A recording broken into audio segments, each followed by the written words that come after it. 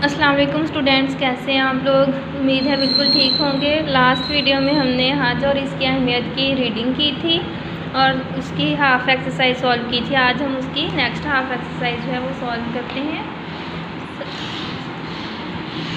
सवालात के जवाबात दें। ठीक है, पहला सवाल है हज का इस्लाही मतलब बयान करें। क्या है सवाल? हज का इस्लाही मतलब बयान करें। हज का इस्लाही मतलब एक मखसूस कमरी महीने के मुकर्ररा अय्याम में मक्का मुकरमा जाकर बैतुल्लाह यानी अल्लाह के घर का तवाफ़ करना, सई करना और फिर मिना, मुज़दलिफ़ा और मैदान अरफ़ात में मखसूस इबादात और अमाल की अदायगी है। ठीक है, क्या मतलब है कि एक मखसूस कमरी महीने में के मुकर्ररा दिनों में मक्का मुकरमा जाकर अल्लाह के घर का तवाफ़ करना, सही करना, फिर मिना, मुज़दलिफ़ा और मैदान अरफ़ात में मखसूस इबादात और अमाल की अदायगी है। ठीक है, सेकंड क्वेश्चन है इसका, तवाफ़ ज़ियारत से क्या मुराद है। ठीक है, क्या है? तवाफ़ ज़ियारत से क्या मुराद है। मिना में कुर्बानी के बाद हाजी दोबारा तवाफ़ करते हैं। ठीक है, दोबारा तवाफ़ करते हैं कुर्बानी के बाद। एक पहले तवाफ़ करते हैं और दोबारा जो कुर्बानी करने के बाद तवाफ़ करते हैं उसे तवाफ़ ज़ियारत कहते हैं। ठीक है, नेक्स्ट क्वेश्चन देखें इसका, मुनासिक हज तफसील से बयान करें। ठीक है, ये दोनों शॉर्ट क्वेश्चन थे। अब ये है लॉन्ग क्वेश्चन, मुनासिक हज तफसील से बयान करें। इसकी बुक से रीडिंग करेंगे। मुनासिक हज, ठीक है, इसके ये सारे के सारे अरकान हैं, इनको हम पढ़ेंगे। नियत हज का लाजमी रुकन है। ये इरादा करना कि मैं हज कर रहा हूँ। नियत के बाद तलबी के अल्फाज कहे जाते हैं, यानी लब्बैक कहना और हाजिर हूँ, अल्लाह में हाजिर हूँ, ये वाले अल्फाज कहना। इसके बग़ैर हज नहीं होता। ठीक है, तलबी हज की अदायगी के दौरान ये अल्फाज बुलंद आवाज़ में अदा किए जाते हैं। कौन से? ये तलबी के अल्फाज हैं, लब्बैक कहने के। हम हाजिर हैं, ए अल्लाह तेरे सामने हाजिर हैं, तेरा कोई शरीक नहीं, हम तेरे सामने हाजिर हैं। ठीक है, फिर है एहराम। ये हज का मखसूस लिबास है। मर्दों के लिए अनसिली यानी बगैर सिलाई के चादरें होती हैं, एक कमीज़ के तौर पर इस्तेमाल होती है और दूसरी तहबंद के तौर पर। ठीक है, एक कमीज़ के तौर पर, दूसरी तहबंद के तौर पर, दो अनसिली चादरें यानी बगैर सिलाई के।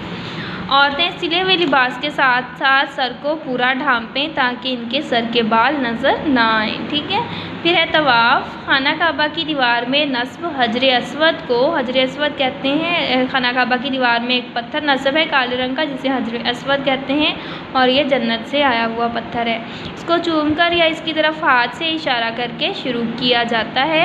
खाना काबा के गिर्द 7 चक्कर लगाना तवाफ़ कहलाता है। ठीक है, खाना काबा के गिर्द 7 चक्कर लगाना क्या कहलाता है? तवाफ़।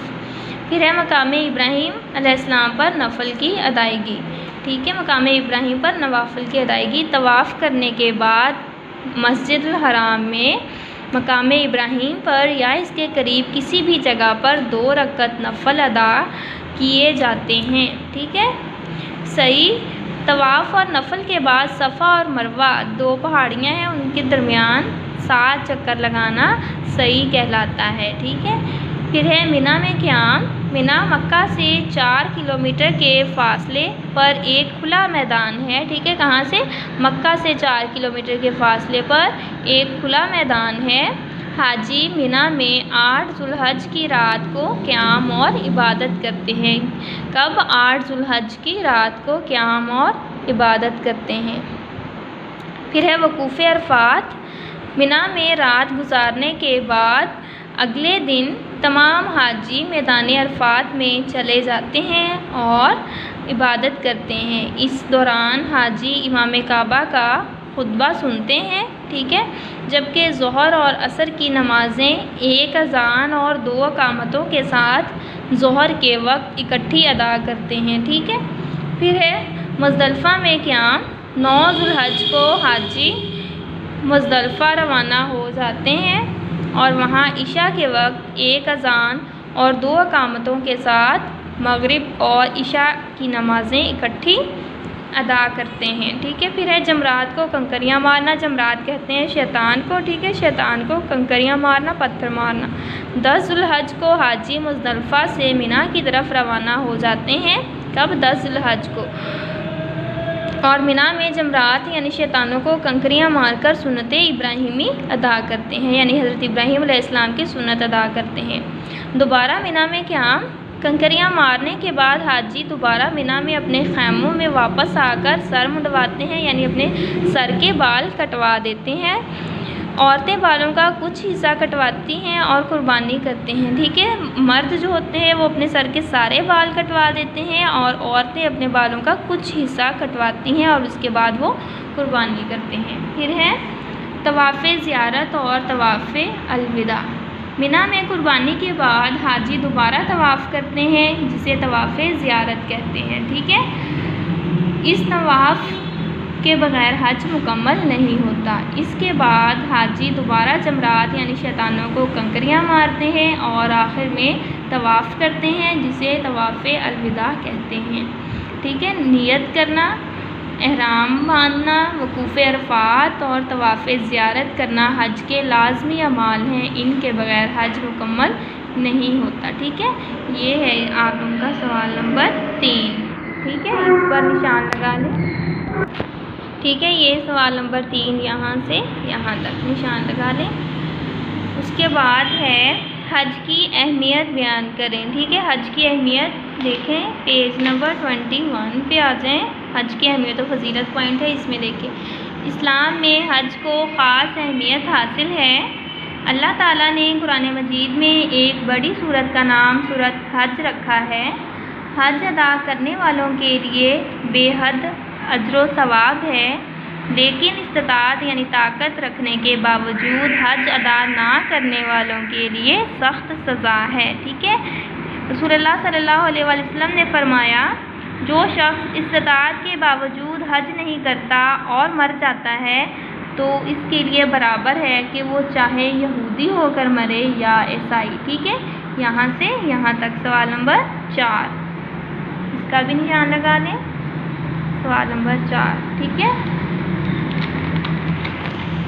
अगला सवाल देखें, हज के फ़वाइद बयान करें। ठीक है, सफ़ा नंबर 23 यही वाला पेज, इसके ऊपर आ जाए। हज की खुसूसियात हैं, ये हज के फ़वाइद भी हैं। ठीक है, हज अदा करने से अल्लाह ताला के हुक्म की बजावरी होती है।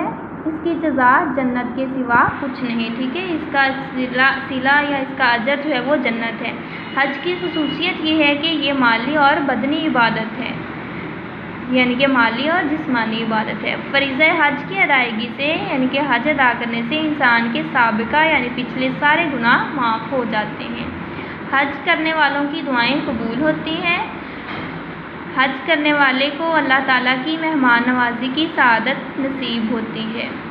हज के ज़रिए मुसलमान अपने दीनी इत्तेहाद व इत्तेफाक का नमूना पूरी दुनिया के सामने पेश करते हैं। ठीक है, यानी कि जब हज करने के लिए इकट्ठे होते हैं, एक तरह का लिबास पहनते हैं और एक ही जैसी इबादत सर अंजाम देते हैं और एक ही तरह के कलमात पढ़ते हैं, तो वो दीनी इत्तेहाद व इत्तेफाक का नमूना जो है वो पूरी दुनिया के सामने पेश करते हैं। हज के दौरान मुसलमान एक जैसा लिबास पहनकर मसावत व बराबरी का दर्स हासिल करते हैं। कोई कितना भी अमीर हो, लेकिन सारे के सारे मुसलमान जो हैं किसी भी कबीले से, किसी भी मुल्क से ताल्लुक़ रखते हैं, वो सारे एक ही जैसा लिबास पहनते हैं, जिससे मसावत और बराबरी का दर्स मिलता है। ये भी इसका फ़ायदा है। दुनिया के तमाम मुसलमान एक दूसरे के हालात व वाक़यात से आगाह होते हैं। जब एक दूसरे के साथ मिलकर वहाँ पे रहते हैं तो वो एक दूसरे के हालात व वाक़यात से आगाह होते हैं, यानी एक दूसरे के हालात व वाक़यात को जानते हैं। इस दौरान रोज़ा रसूल की ज़ियारत नसीब होती है, यानी हज करने के दौरान रोज़ा रसूल की ज़ियारत होती है, यानी उसे देखने का मौका मिलता है, जो शफ़ाअत का सबब है। ठीक है, मुसलमान अपने दीन के आफाकी और आलमी होने का अमली सबूत देते हैं, यानी नहायत वसी होने का अमली सबूत देते हैं कि ये दीन इस्लाम का दीन जो है, दीन इस्लाम जो है वो यानी कि आलमी तौर पर आफाकी है, नहायत वसी है और लोग जो हैं वो इसमें हज जैसी इबादत में इकट्ठे होकर इसका अमली नमूना पेश करते हैं। मुसलमान सुन्नत इब्राहिमी के मुताबिक कुर्बानी करके मालो दौलत अल्लाह की राह में कुर्बान करने का जज्बा ज़ाहिर करते हैं। जब मुसलमान कुर्बानी करते हैं तो वो मालो दौलत जो है वो अल्लाह की राह में कुर्बान करने का जज्बा ज़ाहिर करते हैं। मिना में रमी के ज़रिए शैतानों को कंकरियाँ मारकर अपनी नफ़रत का इजहार किया जाता है। किसे? शैतान से अपनी नफ़रत का इजहार किया जाता है और शैतान को अपना असली दुश्मन यानी हमेशा से अपना दुश्मन समझते हुए आइंदा इससे बचाव का मौसर सबक हासिल किया जाता है। ठीक है, ये सवाल नंबर 4। सवाल नंबर 5, ठीक है, ये सवाल नंबर 5 यहाँ से यहाँ तक आप इसमें से कोई से भी 5 पॉइंट कर सकते हैं। ये सारे इसके फ़वाइद हैं, आप इसमें से कोई से भी 5 फ़वाइद जो हैं वो कर सकते हैं। ठीक है, इसमें से कोई से भी 5 पॉइंट कर लें। अगला सवाल है हज किस ज़ुबान का लफ्ज़ है। ठीक है, हज किस ज़ुबान का लफ्ज़ है? हज अरबी ज़ुबान का लफ्ज़ है। ठीक है, हज अरबी ज़ुबान का लफ्ज़ है। इसके बाद अगला सवाल देखें, हज की इबादत कितने दिन जारी रहती हैं? कितने दिन जारी रहती हैं? हज की इबादत 8 ज़ुल्हज से 12 ज़ुल्हज तक 5 दिन मुसलसल जारी रहती हैं। हज की इबादत क्या कहलाती हैं? ठीक है, हज के दौरान हम लोग जो इबादत करते हैं उन्हें क्या कहते हैं? हज की इबादत मनासिक हज कहलाती हैं। ठीक है, मनासिक हज। फिर है खाना काबा की दीवार में कौन सा पत्थर नस्ब है? ठीक है, कौन सा पत्थर नस्ब है खाना काबा की दीवार में? खाना काबा की दीवार में हजरे अस्वद, ठीक है, हजरे अस्वद नस्ब है। खाना काबा की दीवार में हजरे अस्वद नस्ब है। मिना मक्का मुकरमा से कितने किलोमीटर दूर है? कितने किलोमीटर दूर है? कितने फासले पर है? मिना मक्का मुकरमा से 4 किलोमीटर दूर है। कितना दूर है? 4 किलोमीटर। ठीक है, ये इसके सवाल जो हैं वो मुकम्मल हो गए। आप लोगों ने इन सवालों को अच्छे तरीके से याद करना है। ठीक है, इसमें शॉर्ट क्वेश्चन भी हैं और लॉन्ग क्वेश्चन भी हैं। ठीक है, ये वाले तीनों क्वेश्चन जो हैं ये आपके लॉन्ग हैं। सवाल नंबर 3, 4 और 5 ये तीनों लॉन्ग हैं, बाकी सारे शॉर्ट क्वेश्चन हैं। ठीक है, अगला सवाल देखिए, इसका सही जवाब पर दायरा लगाएं। ठीक है, हज का मतलब है, क्या मतलब होता है हज का? इबादत करना, इरादा करना, हाँ जी, इबादत करना, तवाफ़ करना या इरादा करना। ठीक है, हज का मतलब है ज़ियारत का इरादा करना। ठीक है, फिर है किस मकाम को एहराम बांधकर अबूर करना चाहिए? किस मकाम को? मिकात को, मुज़दलिफ़ा को या मिना को? मिकात को। ठीक है, इस पर टिक्का निशान लगा दें। फिर है मर्दों के लिए हज का मखसूस लिबास है, कौन सा लिबास है? शलवार कमीज़ है, 2 अनसिली चादरें हैं या फिर अरबी लिबास है? 2 अनसिली चादरें। ठीक है, फिर है हज एक इबादत है, माली, जिस्मानी या जामे? हज एक जामे इबादत है। ठीक है, हज एक जामे इबादत है। फिर है रोज़ा रसूल की ज़ियारत है हज की तकमील, सुन्नत इब्राहिमी या फिर शिफात का सबब? क्या है? शिफात का सबब है। इस पर टिक का निशान लगा दें। ठीक है, फिर है अगला सवाल, कॉलमों को आपस में मिलाएं। कॉलम नंबर 1, कॉलम नंबर 2, हज की नियत करना। हज होता है लाजमी रुकन है या लिबास जो है वह इहराम है कि वो हज करें या मुज़दलिफ़ा रवाना होते हैं? हज की नियत करना लाजमी रुकन है। ठीक है, फिर है लोगों पर अल्लाह का हक है कि वो हज करें। ठीक है, क्या है? कि वो हज करें। इसको इसके साथ मैच कर दें। फिर है ईमान और जहाद के बाद सबसे अफजल अमल क्या है? हज होता है। सबसे अफजल अमल हज होता है। फिर है 9 ज़ुल्हज को मुज़दलिफ़ा रवाना होते हैं। ठीक है, इसको इसके साथ मिला दें। फिर है हज का मखसूस लिबास एहराम है। ठीक है, हज का मखसूस लिबास एहराम है। इसको इसके साथ मैच कर दें। ठीक है, अब इसकी मश्क जो है वो भी हल हो गई है।